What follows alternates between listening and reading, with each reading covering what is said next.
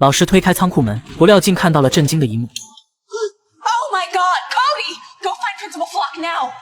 这下事情可严重了，随后校长便把警察喊了过来。因为女孩玛丽只有15岁，还是未成年，并且患有下肢肌肉萎缩和癫痫等。可哪知等母亲赶到后，她竟大喊自己被强奸了，这一下就变得严重了起来。可此时男孩老爸还在保证儿子不会干这种事的，不料科迪竟坦然承认：“我把玛丽扶下轮椅，然后放到地板上坐了。”见状，老爸又赶紧解释，他们是在闹着玩，我儿子根本不知道什么是做爱。哪知科迪竟又称知道，还详细描述了不可描述的过程。这下老爸无言以对了，而这就属于法定强奸了。不料这时玛丽竟又话锋一转，表示科迪没有强迫过我俩是相爱的，而且要结婚了。这下警察也懵了，刚才你不是说被强奸了吗？谁知据玛丽理解，发生关系就算是强奸，这是听护工这么说的，原来是这么回事。接着警察又问你有拒绝吗？玛丽当然没有，并且还很喜欢那么做。可即使双方自愿，警察还是带她到医院做了检查。不料母亲也把女儿的儿科医生喊了过来，关怀备至的帮玛丽诊断了起来。而据母亲介绍，女儿4岁起就患病了，10几年来过得很是艰辛。然而这份母爱的关怀，在警察眼里却别有意味。于是就找法医对玛丽做了毒理测试，结果真在她体内发现了残留药物。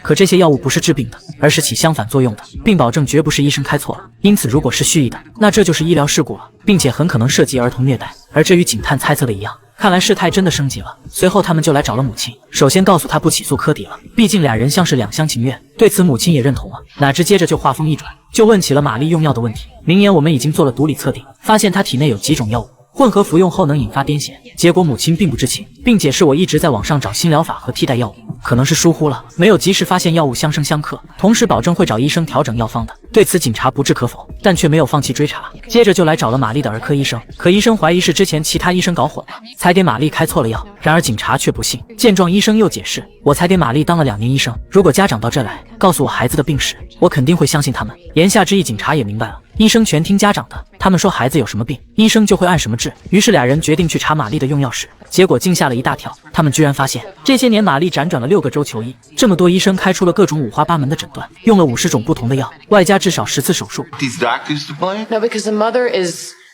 a very smart liar, master manipulator. From one doctor to the next, she says that they've lost the records, so she fills in the blanks herself. And these doctors have no reason not to believe what she's been telling them. Dawn has been medicating Marielle. She's been making her own daughter sick, and she knows how to do it. She's been getting drugs from online or off the streets. 而既然真相基本弄明白了，那接下来就是审问母亲了。可当警察拿着玛丽的病历提出质疑后，母亲总是有借口搪塞，最后整个警察也就明扬了。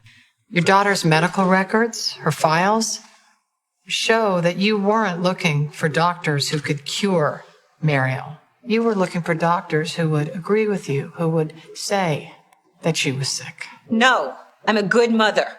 I was raised in an ugly, abusive household. I am blessed to have a daughter, to show her what love should be. That's not love.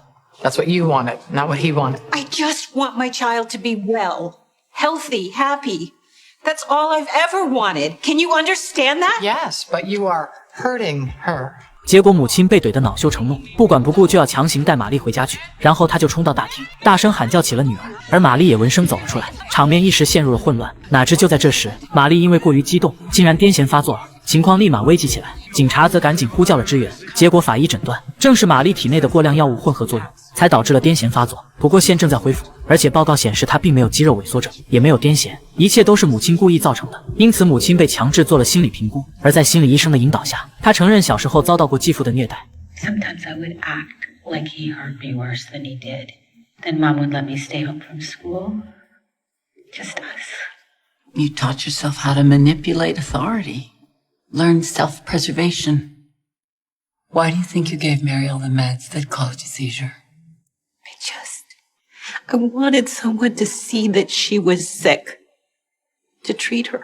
最后，心理医生得出结论，母亲患上了孟乔森代理综合症，这是一种极端心理疾病。患者通过故意制造、伪造子女病症，扮演悲情母亲，以博取关注与同情，甚至以此控制孩子。对此，警察也是唏嘘不已。然而，玛丽却一时无法接受这个真相，自己身体明明到处都是症状呀。见状，离婚多年的父亲赶紧规劝：“你没有病，你妈才有心理疾病。”最终，玛丽不接受也得接受了。可令人没想到的是，母亲竟冲到医院要带她走，幸亏警察闻讯及时赶到，这才阻止了她的疯狂举动。可母亲不死心。Mariel, I love you! You love me being sick! You took away my life! You almost killed me! No! They're lying to you!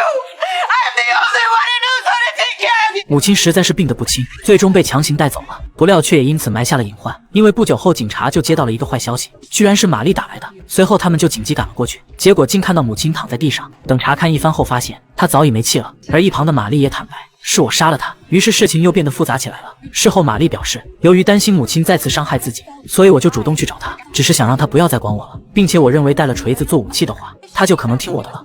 What happened after you got there? She tried to hug me. I wouldn't let her. She went to get my pills, so I calmed down. I said I didn't need pills, to leave me alone. And what happened? She said I was her daughter forever, that I'd always need her to take care of me. So I hit her with the hammer. 但检察官更想知道的是，母亲有没有想要伤害你或威胁你？ I just knew she was never going to let me go. I had But to. was she coming at you, Mariel? Were you Don't you get it? I felt good.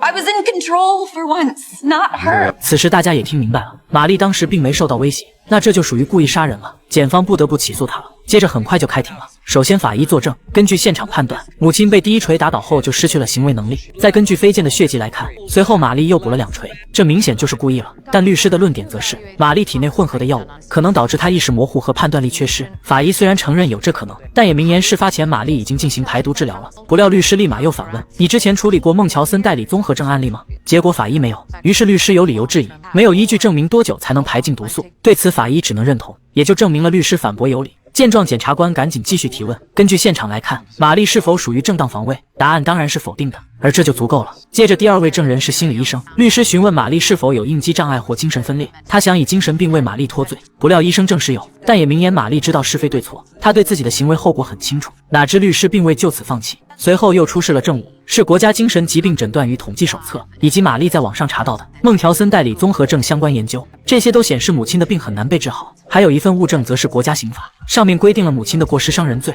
最低量刑仅仅是1年。综合以上，律师得出结论：当玛丽发现母亲的病治不好，并且她的刑期最低是1年后，再鉴于母亲还冲进医院伤害过她，所以玛丽怀疑现在的体系保护不了自己，只有自我防卫才能拯救自己的生命。对此，医生也证实确有可能。就这样，律师又成功找到了脱罪理由，并且搞得检察官也无言反驳了。而休庭后，警察也证实玛丽确实上网查过，但浏览记录也显示，她3天看了7遍小美人鱼电影，因为玛丽觉得自己是美人鱼公主，而她的相好科迪则就是里面的王子。结果一听这话，检察官立马觉察到了胜诉的关键。等到2次开庭后，先是问玛丽有没有用医院电脑看过小美人鱼，对此玛丽没什么好隐瞒的。Do you love Cody? Yes. How'd your mother feel about that? She said I was too sick to have a boyfriend, too sick to get married. Your mother took you out of that school, didn't she? She said because of Cody. That's why the police came to the school, our house. Were you angry about that? She told me I'd never see Cody again, that I'd never get out of the wheelchair. You were angry that she stole your childhood and she wouldn't let you grow up. Ariel in the movie is mad at her father, but he let her get married. My mother was like, Ursula, evil. You were angry she wouldn't let you be a real girl. I am a real girl. I am not a mermaid. She was never going to let me. Never gonna let you what? Never going to let me. Right. I hate her. I wanted her dead. I'm glad I did it. I'm not sorry. 就这样，检察官只用了几句话，就逼出了玛丽的原型。这下他的作案动机可不是防卫了。对此，检察官也很遗憾。事后他很是自责，可能将一个受虐的孩子送进了监狱。但本森劝他撤销起诉还来得及，不料检察官言辞拒绝了，因为这就等同于不认同法治，等同于承认可以随便破例，或者因为被告可怜就破例。所以现在一切就等陪审团怎么判了。却不料最后检察官还是出问题了。就在马上要宣布审判结果，检察官一边冲进电梯一边打电话聊着玛丽的案子时，没想到就这样坏了大事。因为旁边的人听到了他在谈论玛丽可能的刑期，结果检察官立马知道坏了，这几人是陪审员，自己泄露了机密，肯定会影响判决的。而这果然让法官大发雷霆，先是训斥了检察官，然后又向陪审员确认，而他们也实话实说，确实不小心听到了关于刑期的事。对此，法官只能宣布此案审判无效。见状，检察官赶紧道歉，并建议将玛丽移交家事法庭，而法官也同意了，但也立即警告检察官，最好你不是故意的。对此，检察官只能自作自受。最后，玛丽被判了3年但可保释，以后可以和父亲生活在一起了。当然，科迪也和他一起，而这是最好的结果了，既伸张了正义，又保全了受虐的姑娘。也许这就是冥冥中上帝的安排。